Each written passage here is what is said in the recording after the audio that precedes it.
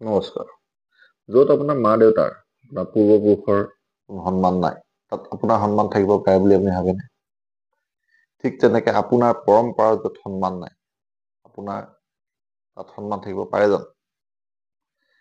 যিখন অসমত অসমীয়া জাতিটো চাওলুং চুকাফাই গঠন কৰিছিলে আৰু সেই জাতিটোৰ ভেটি মজবুত কৰিছিলে শ্ৰীমন্ত শংকৰদেৱে। সকলো জাতি জনগোষ্ঠীক লৈ পেলাই সকলো জাতি জনগোষ্ঠীৰ পৰম্পৰা সন্মান কৰি শংকৰদেৱে অসমীয়া ঐতিহ্য অসমখন অসমীয়া জাতিটোৰ ভেটি সুদৃঢ় কৰিছিল তেখেতৰ সংস্কৃতিৰ দ্বাৰা। সেই শংকৰদেৱৰ নাম লৈ পেলাই এতিয়া কিছুমানে শংকৰদেৱৰ নামত সংগঠন খুলি ধৰ্মৰ নামত যেনেকুৱা ধৰণৰ কামবিলাক কৰি আছে, সেয়া কেতিয়াও গ্ৰহণযোগ্য নহয়। এই কথাটো আহিছে যে মেডাম মেফিত অংশগ্ৰহণ কৰাৰ বাবে এজন ব্যক্তি চন্দ্ৰ বৰুৱা নামৰ তেখেত গহপুৰৰ তেখেতে মেডাম মেফিৰ যিখন মিটিং হৈছিলে সভাপতিত্ব কৰাৰ বাবে তেখেতৰ সংগঠনৰ পৰা উলিয়াই দিয়া হৈছে বা ধৰ্মদণ্ড বিহা হৈছে। উলিয়াই দিছে বেলেগ কথা, ধৰ্মদণ্ড বিহিছে পৰাচিত হবলৈ কৈছে, মানে শুদ্ধ হবলৈ কৈছে। এতিয়া মেডাম মেফিটো কি এনেকুৱা বেয়া বস্তু হৈ গ'ল যে সেইটো কাৰণে তালৈ গ'লে শুদ্ধি হব লাগে। ইয়াৰ আগতেও এনেকুৱা ঘটনা নঘটা নহয়। ইয়াৰ আগতেও চকলং বিয়ালৈ যোৱাৰ কাৰণে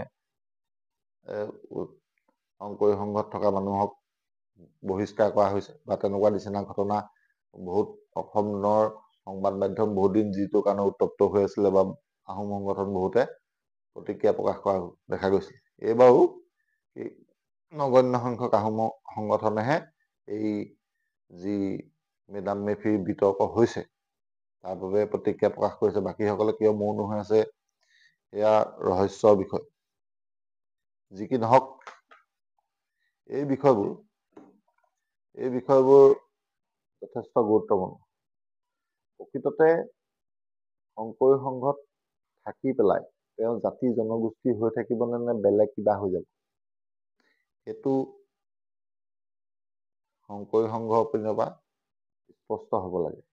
কাৰণ তেওঁলোকৰ পিনৰ পৰা তেওঁলোকে ফেচবুক পোষ্টৰ যোগেদি বা তেওঁলোকৰ যিজন প্ৰধান পদাধিকাৰ তেওঁ কৈছে যে সংঘৰ নিজৰ নীতি নিয়ম আছে। নীতি নিয়মত থাকিলে থাকিব, কাকো জোৰ কৰা নাই, নাথাকিলে নাথাকিব। এইবুলি কথাষাৰ স্পষ্টকে কৈ দিছে। এতিয়া যিসকল আহোম লোক এই সংঘত সোমাই আছে, আহোম লোকসকলৰ পূৰ্বপুৰুষৰ নীতি নিয়ম খিনিৰ কাৰণেটো তেওঁলোক OBC হৈ আছে। আৰু যদি তেওঁলোকে নীতি নিয়ম পালনে নকৰে নিজৰ OBC টো কাটি পিনে জেনেৰেল কৰি লওক। এনেকুৱা যুক্তি বহুতে দিছে। আৰু কথা হ'ল যে যদি ঐতিহ্য পৰম্পৰাই নাথাকে জাতিটো থাকিব জানো? এনেকে এটা জাতি পোনপটীয়াকে আক্ৰমণ কৰা লেখিয়াই হৈছে। প্ৰথমতে চকলং বিয়াক আক্ৰমণ কৰিলে। চকলং বিয়ালৈ যোৱাৰ কাৰণে শুদ্ধ হবলৈ ক'লে। এইবাৰ মেডাম মেফিলৈ যোৱাৰ কাৰণে শুদ্ধ হবলৈ ক'লে। মেডাম মেফিটো বেয়া বস্তু হয় নেকি? মেডাম মেফিটো কৰা হয়তো বিশ্ব শান্তিৰ বাবে,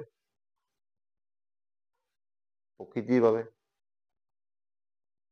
এইখিনিকে যদি এনেদৰে বাকী জাতি জনগোষ্ঠী বিলাকো, অসমত বহুতো জাতি জনগোষ্ঠী আছে, আহোম, কোচ, কলিতা, চুতীয়া, নাথ যোগী, বড়ো, কছাৰী, তিৱা, মিচিং, দেউৰী ইত্যাদি যিমান যত যি জাতি জনগোষ্ঠী আছে, সকলো মানুহ এই শংকৰী সংঘত সোমাই আছে। এতিয়া শংকৰী সংঘ সোমাই থাকিলে বুলি তেওঁলোকৰ নিজৰ স্বকীয়তা থাকিব নে নাথাকে? যদি নাথাকে তেতিয়াহ'লে তেওঁলোকৰ জাতিটো ভৱিষ্যতে আৰু নাথাকিব। এইখিনি বৰ্তমান সময়ৰ চিন্তনীয় বিষয়। আৰু অসমৰ এই কথাখিনি বহুত বিতৰ্কৰ সূচনা হৈছে। আপোনালোকে কি বুলি ভাবে? যে এনেদৰে বাৰে বাৰে এইখিনি মানুহক লৈ বিতৰ্ক হৈ থকা উচিত নে?